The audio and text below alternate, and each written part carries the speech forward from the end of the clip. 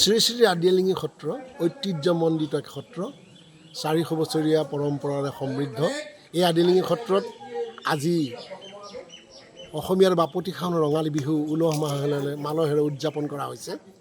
এই লৈ সত্ৰত সত্ৰীয়া সংস্কৃতিৰ চৰ্চা কেন্দ্ৰ হিচাপে ইয়াত পুৱাৰ পৰা পুৱা প্ৰসংগ, আইসকলৰ নাম, খোল প্ৰসংগ, ধূপৰ প্ৰসংগৰে দিনটোৰ কাৰ্যসূচী শেষ হয়। ইয়াৰ পিছতেই পিছৰ কাৰ্যসূচী আৰম্ভ হয়।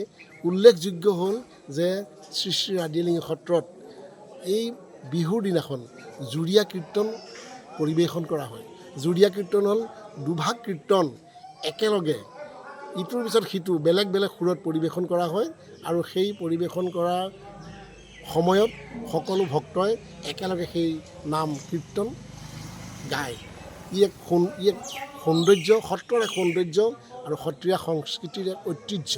যি কি নহওক, পৰম্পৰা ৰক্ষা কৰি সত্ৰত ৰঙালী বিহু উদযাপন কৰা হয় আৰু বিশেষকৈ গধূলি সময়ত সত্ৰৰ যুৱক যুৱতীসকলে শ্ৰৱণ কীৰ্তন, হৰিনাম শ্ৰৱণ কীৰ্তন কৰে আৰু সেইটো ঘৰে ঘৰে গোৱা হয়। সিও এক সৌন্দৰ্য, সিও এক সুন্দৰ পৰম্পৰা। আজিলৈকে এই পৰম্পৰা চলি আহিছে আৰু এই পৰম্পৰাৰে সমৃদ্ধ শ্ৰী শ্ৰী আদিলিঙি সত্ৰত বিৰাজ কৰি আছে।